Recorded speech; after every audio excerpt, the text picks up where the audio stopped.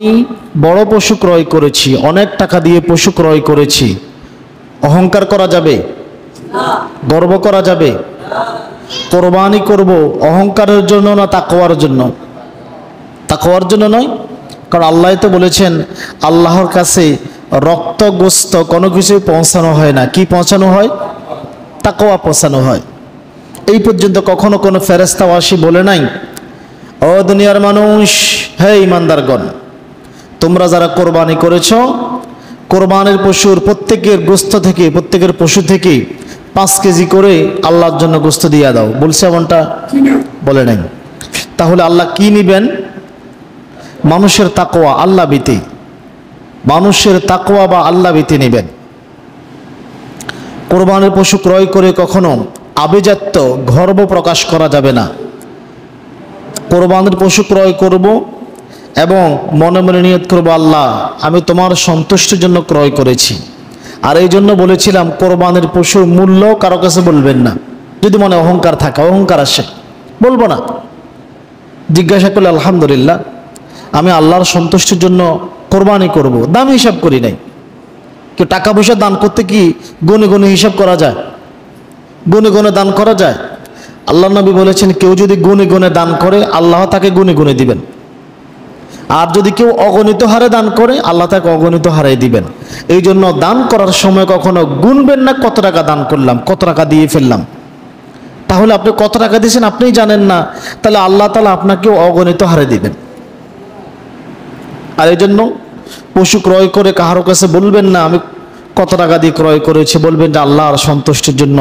কোনোভাবে যাতে অহংকার, আভিজাত্য, গর্ব প্রকাশ না আসে। কোরবানি করেছি আল্লাহর সন্তুষ্টির জন্য, তাকওয়ার জন্য, গর্বের জন্য নয়। হযরতে আতা ইবনে ইয়াসার রাহিমাহুল্লাহ, প্রখ্যাত তাবিঈ, তিনি বলেন, আমি একবার হযরতে আবু আইয়ুব আল আনসারী রাদিয়াল্লাহু তাআলা আনহুকে জিজ্ঞাসা করলাম, ও আবু আইয়ুব আল আনসারী, বলেন তো দেখি রাসূলের জামানায় কোরবানির বিধান কেমন ছিল, কোরবানির নিয়মটা, পদ্ধতিটা কেমন ছিল? আবু আইয়ুব আনসারী রাদিয়াল্লাহু তাআলা আনহু বলেন, কোন লোক, রাসূলের জামানায় কোনো ব্যক্তি বা তার পরিবারের পক্ষ থেকে একটি পশুই জবাই করা হতো, একটি ছাগল জবাই করা হতো, একটি দুম্বা জবাই করা হতো, অথবা একটি গরু জবাই করা হতো। কোনো ব্যক্তি বা তার পরিবারের পক্ষ থেকে একটি মাত্র পশু যথেষ্ট ছিল, একটি মাত্র পশু কোরবানি করা হতো এবং এই পশুর গোশত থেকে নিজেরা খেত, অপরদেরকে খাওয়াতো। নিজেরা খেত, অপরদেরকে খাওয়াতো। অবশেষে আবু আইয়ুব আনসারী রাদিয়াল্লাহু তাআলা আনহু বলেন, অবশেষে মানুষের মাঝে গর্ব এবং আভিজাত্যের প্রতিযোগিতা প্রবেশ করে। দেখেন সাহাবীদের জামানা, এখনো সাহাবীরা জীবিত। আবু আইয়ুব আনসারী বলেন, এরপরে রাসূলের ওফাতের পরে কি হলো, মানুষের ভিতরে আভিজাত্য এবং গর্বে আভিজাত্য প্রকাশ পেল। তারা কোরবানি করো, মানে কোরবানি কেন করবে? আমি অনেক অর্থশালী, তাই আমি অনেক বড় উট দ্বারা কোরবানি করব। আমি অনেক অর্থশালী, বড় গরুটা আমি কোরবানি করব। রাসূলের জামানার পর সাহাবীদের জামানায় যদি মানুষের ভিতরে গর্ব এবং আভিজাত্য প্রকাশ করে, আমি অমুক বংশের মানুষ, আমি যদি কোরবান না দিই এটা হয়? দিতে হবে, আমাকে ঋণগ্রস্ত আছি এরপর দিতে হবে, টাকার মালিক এজন্য বড় পশু দিতে হবে, এইরকম একটা আভিজাত্য প্রকাশ করে। এরপরে আবু আইয়ুব আনসারী রাদিয়াল্লাহু তাআলা আনহু বলেন, মানুষের মাঝে রাসূলের ওফাতের পরে গর্ব এবং আভিজাত্য প্রকাশ করলাম, ফলে পরিস্থিতি যা দাঁড়িয়েছে তুমি তো এখন তা দেখতেছো। অর্থাৎ আতা ইবনে ইয়াসারকে বলতেছে, তুমি তো দেখতেছো বর্তমান মানুষ প্রায় কোরবানি, রাসূলের জামানার পরে সাহাবীদের জামানা, এখনো সাহাবীরা জীবিত, সেই সাহাবীদের জামানায় সাহাবী বলতেছেন, তুমি তো এখন দেখতেছো মানুষ প্রায় কোরবানি করে গর্ব এবং আভিজাত্য প্রকাশ করার জন্য, তাহলে আমরা এখন কেন করি?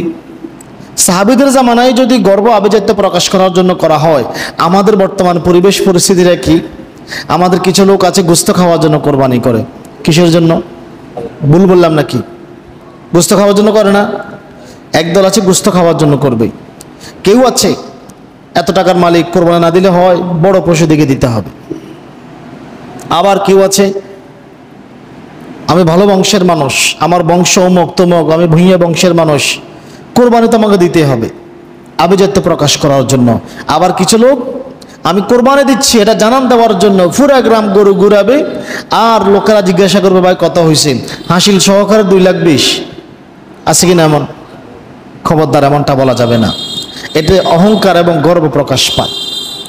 আসুন, আমরা গত জুমাতে কোরবানির পশু সম্পর্কে আলোচনা করেছিলাম। আজকে আমরা কোরবানির পশুতে আর যাব না, আজকে আমরা যাব কিভাবে কোরবানির পশু জবাই করবেন, কিভাবে গোশত বন্টন করবেন, এই সম্পর্কিত মাসআলাগুলো নিয়ে আমরা আজকে সংক্ষিপ্ত পরিসরে আলোচনা করার প্রয়াস পাবো ইনশাআল্লাহুল আজিজ। অন্য সব ইবাদত, নামাজ, রোজা, হজ, যাকাত, এইগুলি কার জন্য করি? তাহলে কোরবানি করে আর জবাই করে কার উদ্দেশ্যে করব? আল্লাহর উদ্দেশ্যে। কার উদ্দেশ্যে? আল্লাহ তাআলা বলতেছেন সূরা কাউসার, ফাসাল্লি লিরাব্বিকা ওয়ানহার, আপনার প্রতিপালকের উদ্দেশ্যে সালাত আদায় করেন এবং আপনার প্রতিপালকের উদ্দেশ্যে জবাই করেন। তাহলে জবাই করি আর কোরবানি করি সবই কার নামে হবে? আপনি বাড়িতে একটা মুরগি কোরবানি দিচ্ছেন, মুরগি কোরবানি বোঝেন, মুরগি জবাই দিন আমরা, এই মুরগিটাও কার সন্তুষ্টির জন্য জবাই দিবেন? আল্লাহর সন্তুষ্টির জন্য জবাই দিতে হবে। আল্লাহ তাআলা বলতেছেন ফাসাল্লি লিরাব্বিকা, আগে তোমরা আল্লাহর জন্য নামাজ আদায় করো। কি আদায় করো? নামাজ আদায় করো। এখন আমাদের এমন পরিবেশ পরিস্থিতি হয়ে গেছে যে বললাম কোরবানি আসলেই আমরা লোক দেখানোর জন্য দিই। কেন? এই যে লোকগুলো লোক দেখা, যারা এখন 40,000 টাকা 50,000 টাকা করে খরচ করে কোরবানি দিচ্ছে, এরা কি নামাজ পড়ে? এরা কি নামাজ পড়ে? কি জবাব দিবেন আল্লাহর কাছে?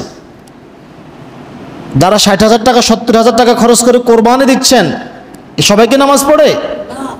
তা নামাজ না পড়লে কোরবানি আপনি কার জন্য দিচ্ছেন?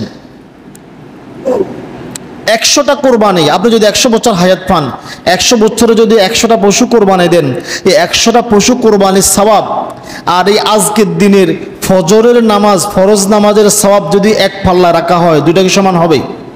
কখনো নয়। এক ওয়াক্ত ফরজ নামাজের মূল্য তার চেয়ে অনেক বেশি হবে।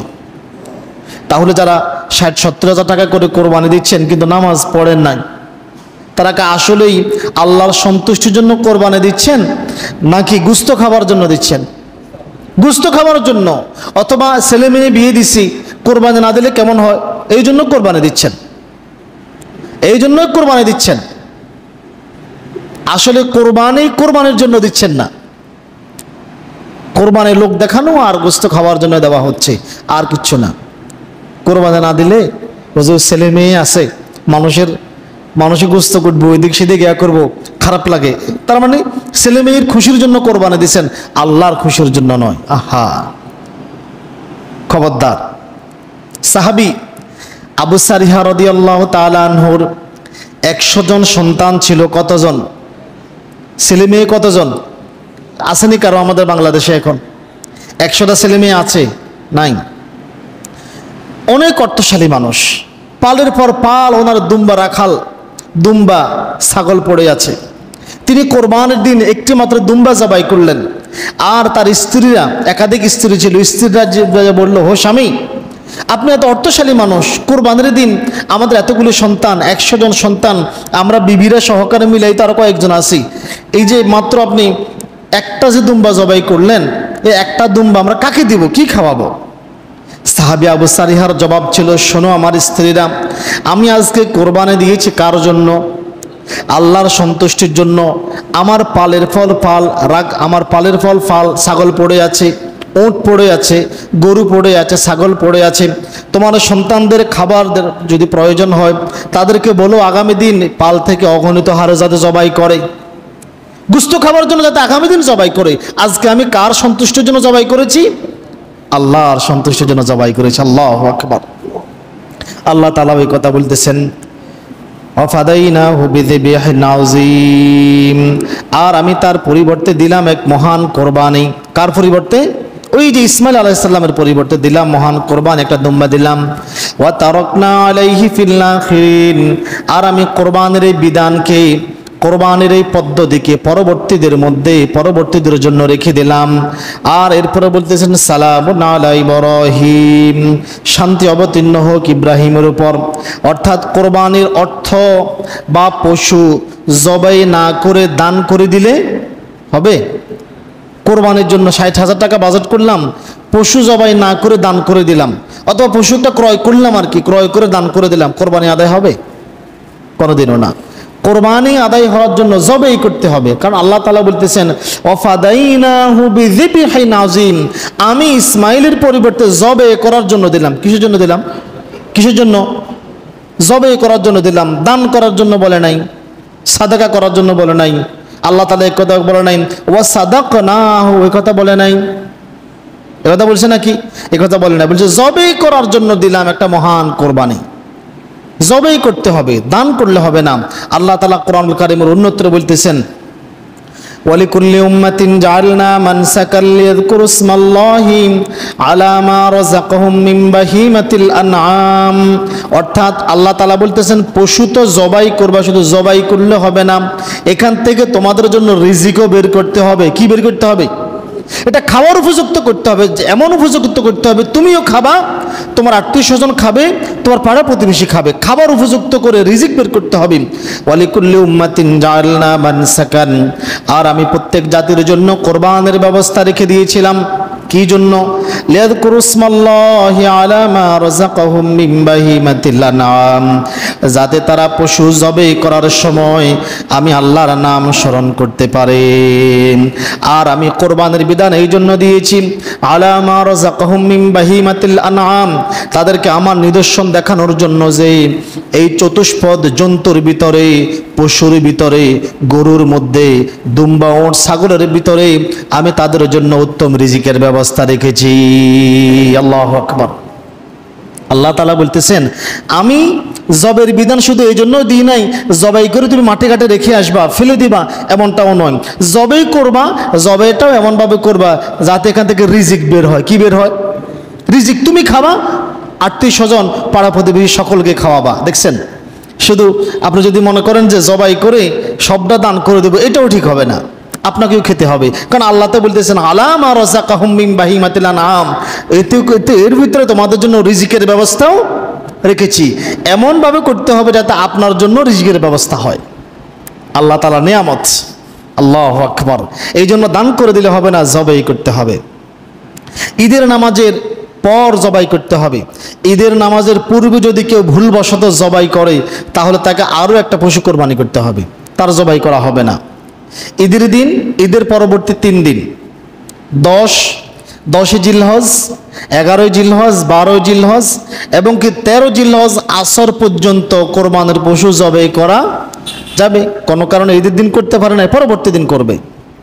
আল্লাহ তাআলা এমন ইসলামটাকে সহজ করে দিয়েছেন। জবাই করার সময় পশুকে কেবলামুখী করে শোয়াতে হবে, তীক্ষ্ণ ধারালো ছোরা দ্বারা জবাই করবে। বিশেষ করে চেষ্টা করবেন যিনি জবাই শুরু করবে তিনি যাতে শেষ করে, যিনি জবাই শুরু করবে তিনি যাতে শেষ করে। জবের জন্য কমপক্ষে 3টা রগ কাটা যেতে হয়। কয়টা রগ? 3টা রগ কাটা যেতে হয়। এই 3টা রগ কাটা গেলে সেটা জবাই হিসেবে গণ্য হবে। যিনি জবাই করবেন তিনি শেষ করার চেষ্টা করবেন। জবাইয়ের পর, পশু জবাইয়ের পর আমাদের তো খিদা বেশি একটু, তাই না? এমনি খিদা বেশি, কিন্তু ঈদের নামাজে যায় 9টা বাজে। এমনি খিদা বেশি, ঈদের নামাজে যায় 9টা বাজে। এটা হলো খিদা বেশি। পশু জবাই করে যাওয়ার 5 মিনিট অপেক্ষা করে না, পশুর খুর কাটা শুরু করে, চামড়া ছাড়ানো শুরু করে। জবাইয়ের পর প্রাণ না যাওয়া পর্যন্ত, প্রাণ না যাওয়া পর্যন্ত, সম্পূর্ণ রক্ত বের না হওয়া পর্যন্ত চামড়া, পশুর চামড়া ছাড়ানো যাবে না। তাড়াতাড়ি দম যাওয়ার জন্য অনেকে এখনো লাফায়, খোঁচে একটা মারি দেয়। পশুর কণ্ঠনালীর পিছনে যে মেদুয়ার হাড় থাকে, এই হাড়ের সাথে মস্তিষ্কের সাথে সম্পর্ক। কিসের সাথে? আমরা যখন পশু জবাই করলাম তখন পশুর রক্ত গলা দিয়ে এবং 2 পাশের রগ আছে, রগ দিয়ে বের হতে শুরু করে, রক্তগুলি বের হতে শুরু করে। তখন এই রক্ত আর মস্তিষ্কে পৌঁছায় না, তখন মস্তিষ্ক মেদুয়ার হাড়ে দিয়ে যে রগ গিয়েছে, মেদুয়ার হাড় দিয়ে হাড়ের ভিতরে সিগন্যাল পাঠায় যে তুমি দ্রুত রক্ত পাম্পিং করো, দ্রুত রক্ত পাম্পিং করো, মস্তিষ্ক রক্ত পাচ্ছে না। তখন হার্ট দ্রুত রক্ত পাম্পিং করা শুরু করে। ফলাফলটা হয় কি, রক্ত তার মস্তিষ্কে পৌঁছে নাই, সব রক্ত বের হয়ে যায়। আর বের হওয়ার সাথে সাথে রক্তের সাথে যে জীবাণু আছে এই জীবাণুগুলি বের হয়ে যায়। রক্তের সাথে কিন্তু ব্যাকটেরিয়া আছে। আমাদের রক্তের ভিতরে অনেক জীবাণু আছে, জানেন আপনারা? শুধু জীবাণু, জীব ডাইরেক্ট জীব আছে। মানুষ একটা মারা গেলে, মানুষ কি, একটা কুকুর, একটা বেড়াল, পশু মারা গেলে এক জায়গায় রাখার পরে দেখবেন বাইরে থেকে পোকামাকড় আসে না, আসা লাগে না, এটা শরীরের ভিতর থেকে পোকামাকড় আসে। দেখছেন না? বেজনা ফোকগুলি কোথায় থেকে আসে? বাইরে থেকে আসে, ভিতর থেকেই তৈরি হয়। আমাদের রক্তের ভিতরে এই বেজনা ফোকার কীট আছে, এইগুলি তখন খাওয়া শুরু করে দেয়। এই জন্য রক্তের সাথে এগুলি বের হয়ে যায়। এই জন্য পশু জবেহের পরে কমপক্ষে 10 মিনিট অপেক্ষা করবেন, সম্পূর্ণ রক্ত প্রবাহিত হবে। কেউ ভুল করে গরুর, পশুর জবাই করার পরে খোঁচা দিবেন না, বা আমরা ঘাই যেটাকে বলি, বা এখন খালাসিরা কি করে, তাড়াতাড়ি করার জন্য ঘাড় মটকাই দেয়। কি করে দেয়? ঘাড় মুটকিয়ে দিয়ে। ফলাফলটা কি হয়?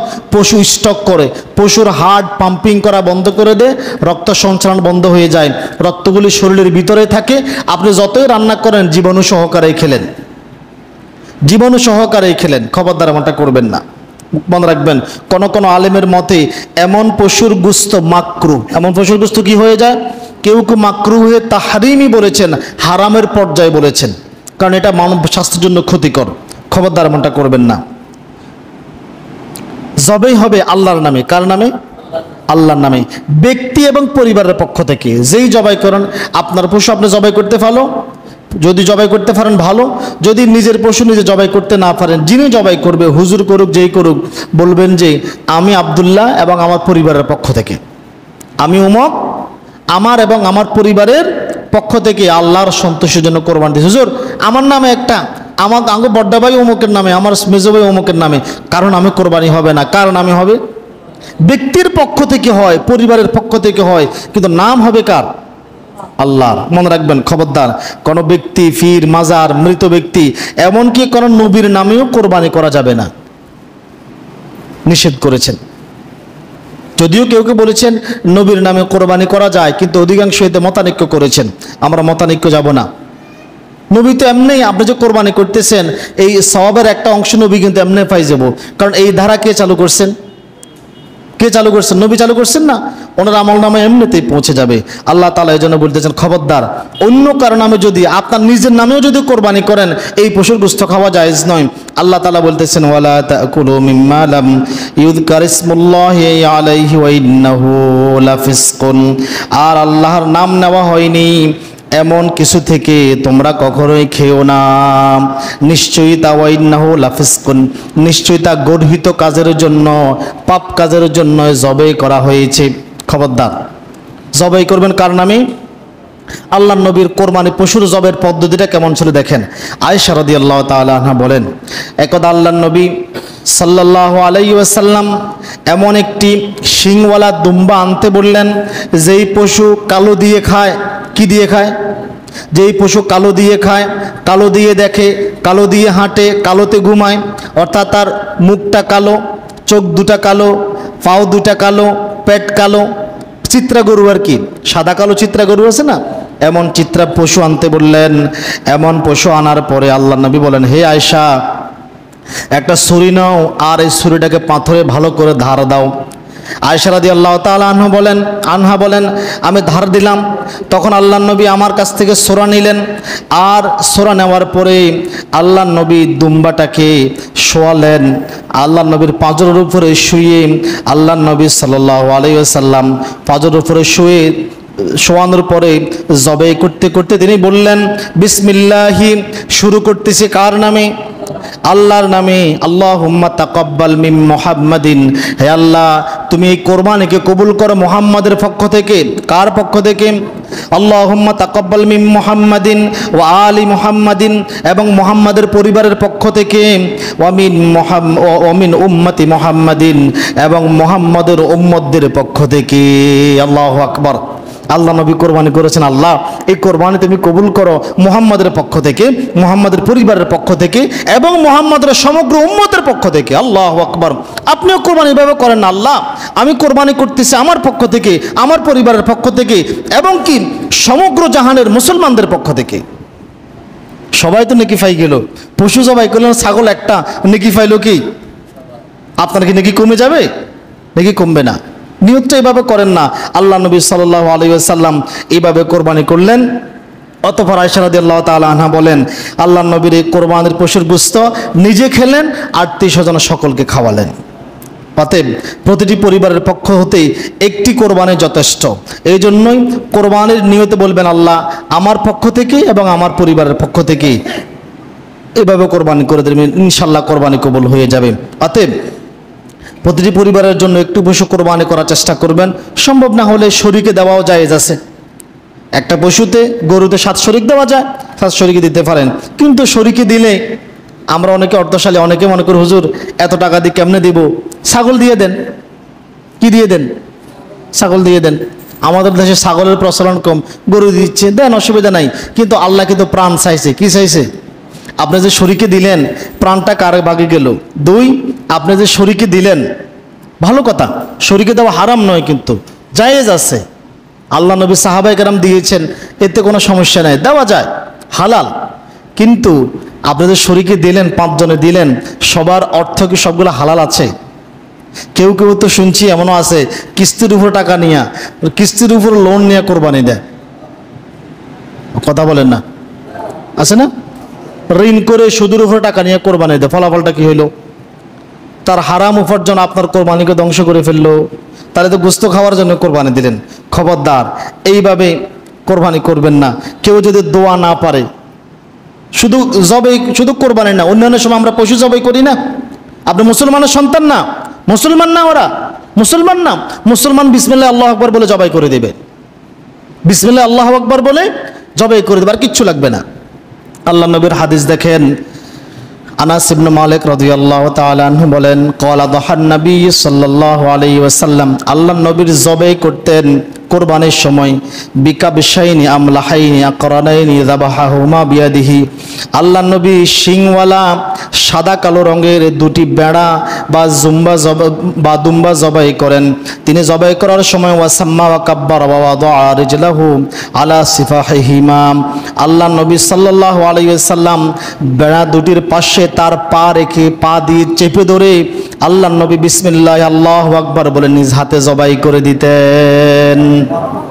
এভাবে জবাই করবেন। কিচ্ছু পারেন না, বিসমিল্লাহ আল্লাহু আকবার। মুরগি জবাই করি, এটা একটা কোরবানি।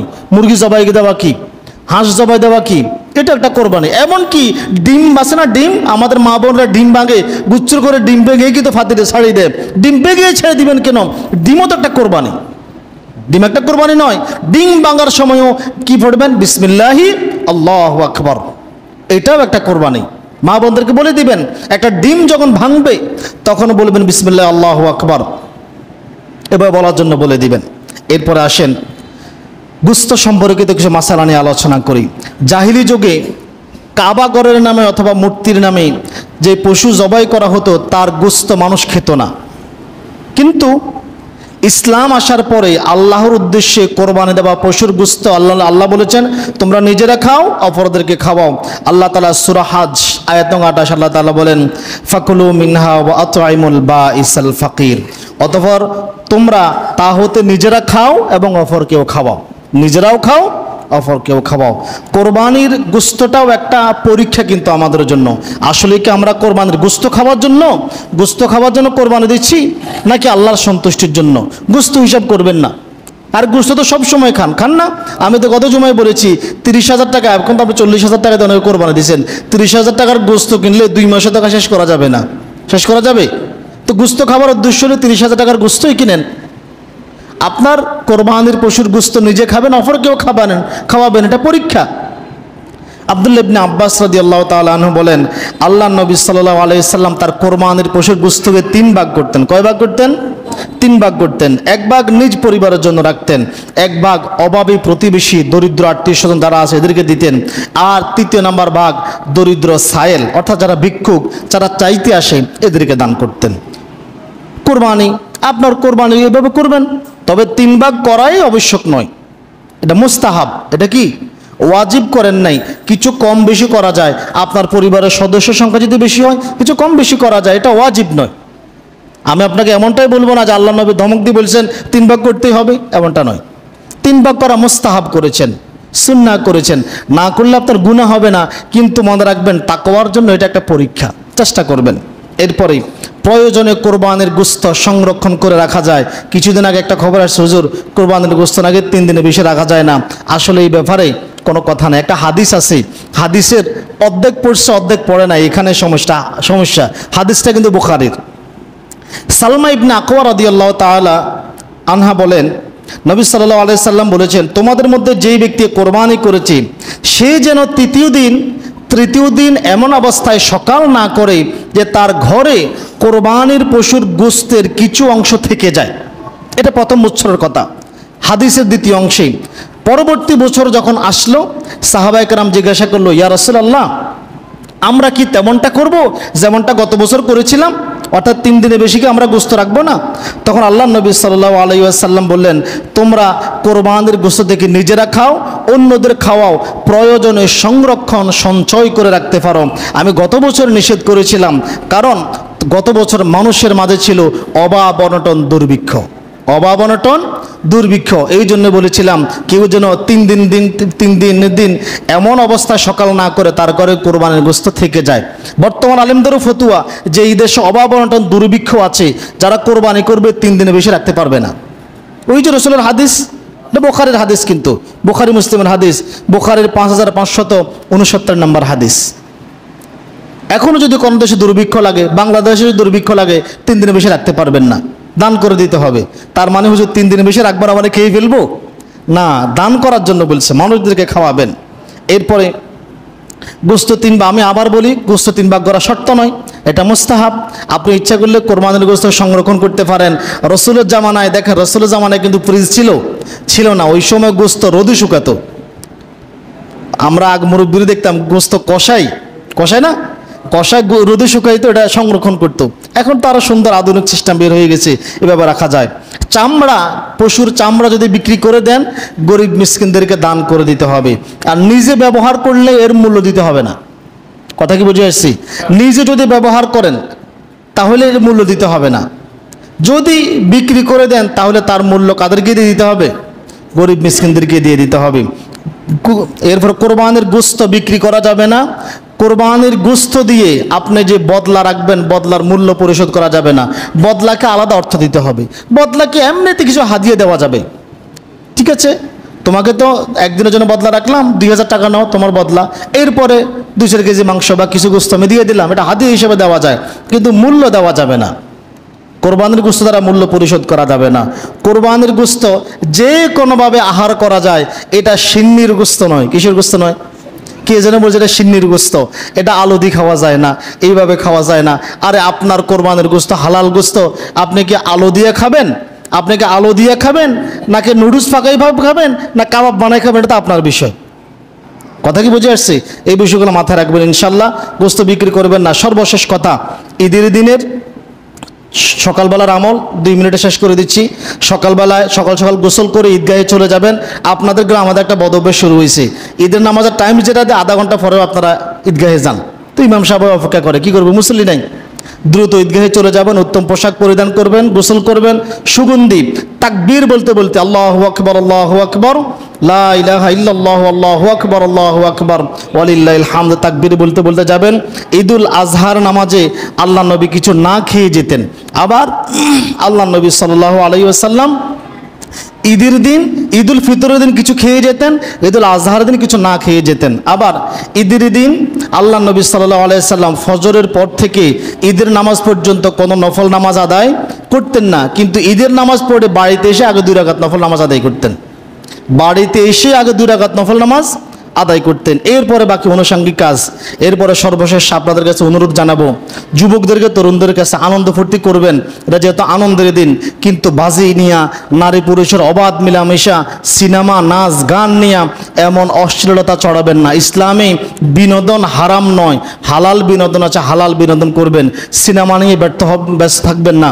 দেখেন, আমি ওই দিন একজনের একটা বক্তব্য শুনলাম, বাংলাদেশ সিনেমার একজন সাবেক নায়ক ছিলেন, মানে ওনার কথা, উনি এই জগতে থাকে, উনি বলতেছেন পৃথিবীর সমগ্র জাহিলিয়াত, সমগ্র অশ্লীলতা, নাচ গান, পৃথিবীর সমস্ত ব্যভিচারকে যদি একত্রে একটা মেশিনে ঢুকানো হয় আর এটাকে যদি চাপানো হয়, ছাপাই যদি এক ফোঁটা রসা বের করা হয়, সেই এক ফোঁটা রসার নাম হচ্ছে সিনেমা। চিন্তা করে দেখছেন, পৃথিবীর সমগ্র জাহিলিয়াত বর্বরতাকে যদি একসাথে চিবানো হয়, এই যদি এক ফোঁটা রসা বের হয়, এই এক ফোঁটা রসার নাম কি? সিনেমা। কারণ এই সিনেমাতে অশ্লীলতা, ফিতা ফুত্র সবাই একসাথে দেখি, কিন্তু অন্য সময় দেখে না। এ রাস্তা দিয়া মনে করেন আমাদের মসজিদের বর্তমান সেক্রেটারি সাহেব, উনি এবং ওনার ছেলে হাঁটতেছি রাস্তা দিয়া, একটা মেয়ে একটা ছেলে একে অপরকে জড়ায় ধরে রাখছে, উনি কি ওনার ছেলেকে ওই দিকে তাকানোর জন্য দিবে? অশ্লীলতা। কিন্তু একই সময় ওনারা পিতা পুত্র সিনেমায় কিন্তু ঠিকই দেখতেছে, টিভিতে কিন্তু সিনেমায় ঠিকই দেখতেছি, এটাকে বৈধ মনে করতেছি, প্রকাশ্য অবৈধ মনে করতেছি। এটাই হচ্ছে, তিনি এই কথাই বলেছেন, পৃথিবীর সমগ্র জাহিলিয়াতকে একসাথে চিপালে যে এক ফোঁটা রস বের হবে, এই এক ফোঁটা রসের নাম হচ্ছে সিনেমা, চলচ্চিত্র। আল্লাহ তাআলা আমাদেরকে হেফাজত করুক, আমাদের কোরবানি কবুল করুক। সকলে বলি আমিন। আসসালামু আলাইকুম ওয়া রাহমাতুল্লাহি ওয়া বারাকাতুহু।